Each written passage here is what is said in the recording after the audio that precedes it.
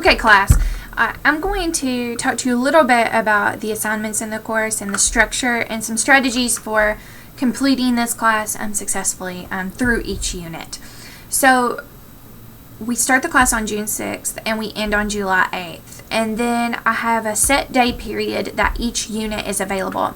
So I would refer you in the course introduction folder. There's a course outline. Be sure to look through that carefully. There's also a course calendar with due dates that you'll need to pay careful attention to. But keep in mind that sometimes the date that something's posted is on the day that it's due, and it has a much wider window of availability. So let's talk through Unit 1. So Unit 1 begins on the first day of class. The materials for Chapter 1 are already posted. And so that begins on 6/6, and then it's open until the 15th of June. And so you can do the chapters during that time. You'll have chapters 1, 2, 3, 5, plus a systems recap. So at the end, there is a tie to systems so that you can fully understand how the material integrates into a systems thinking perspective. You can read those chapters in whatever time you need, but there are some things that you have to do. So I recommend setting yourself a strict schedule based on how you generally work to things. So I would recommend covering a chapter every day or two, just to make sure that you do work through all the material. So for each chapter in the unit, you'll want to read the corresponding chapter in the textbook. Look through the lecture slides. I post both my own and the textbook version so you can see both perspectives. I also will post an audio lecture with most chapters so that you have a 30 to 45 minute lecture with some videos that you can listen to really apply the material and get a firmer grasp of what it's trying to communicate. There are assigned readings. So each chapter I try to bring in some popular press articles from maybe Forbes or Inc. or Entrepreneur Magazine to reinforce the material so that you can see how that stuff plays out in day-to-day in the media and the real practical aspects of it.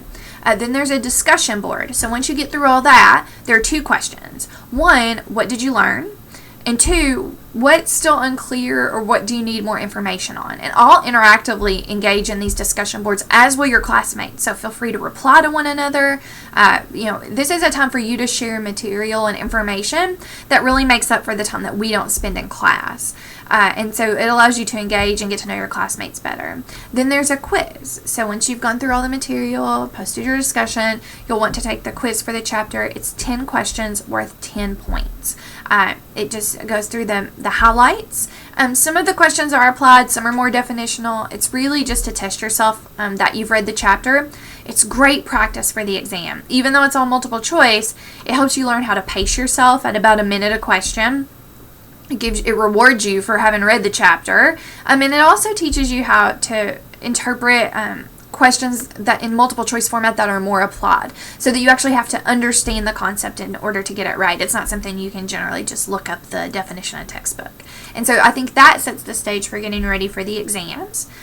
Then after we've covered the 3 or 4 chapters within that unit, there are some assigned readings related to how does this tie to systems thinking. So for example, Unit 1 is called Systems and Entrepreneurship Basics. So what are the systems that influence entrepreneurs? How to do those systems either promote or constrain innovation or entrepreneurship in a particular context. And so we'll look at how entrepreneurship influences macro systems and how those macro systems in turn affect entrepreneurship.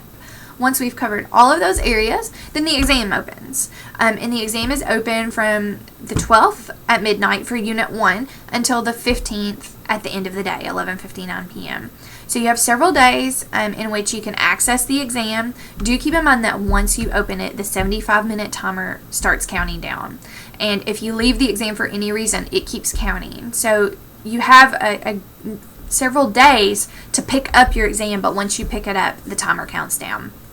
You'll really want to pace yourself. There are several multiple choice questions. The details to that are in the syllabus and appendix to the syllabus. And then there are 2 short answer on each exam, so you'll want to take time to answer those carefully.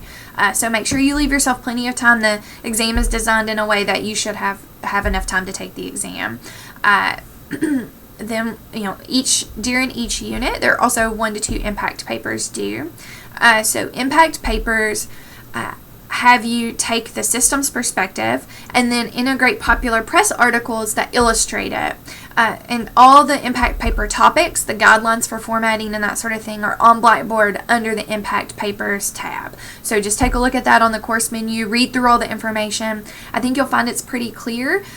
Before I'll give you with each impact paper a quick little video that runs through and tries to sort of prompt you on how to address that particular impact paper.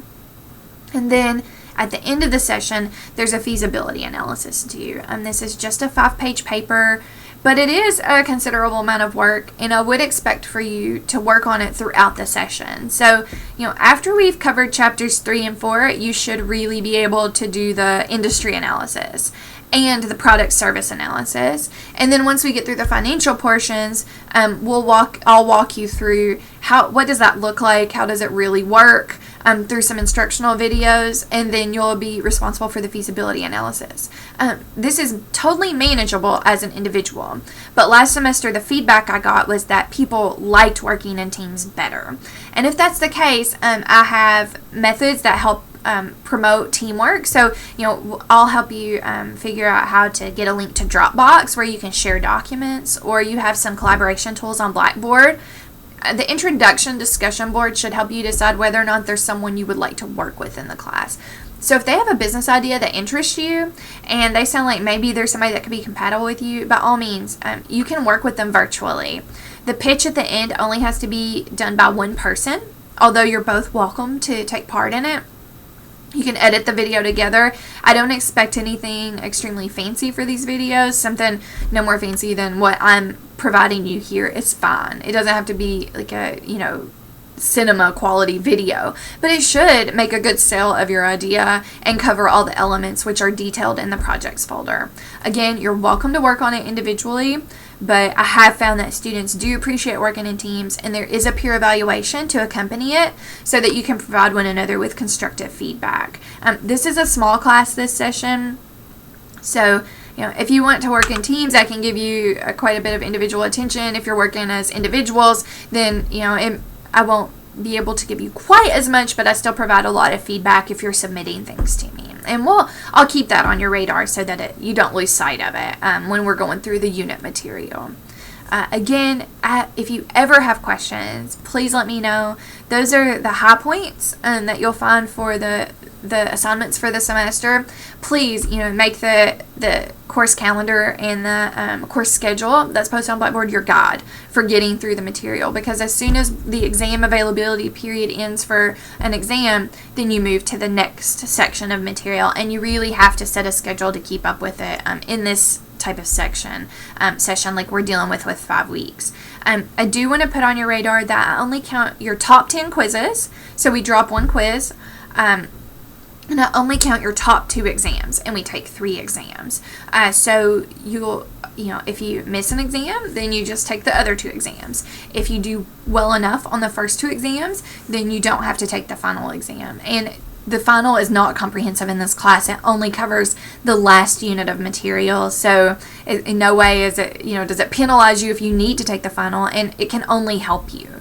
So if you take the final and you do less well than you did on the first 2 exams, then it doesn't count against you. I only count your highest 2 exams. So do keep that in mind as you prepare. At the end, you may be able just to focus on, handing in your feasibility assignment and your last impact paper, and you may be in a place where you don't need to take the final exam. And I'll try to coach you through that as we get closer to that point in the session. So any questions you have, please let me know. I'm happy to help.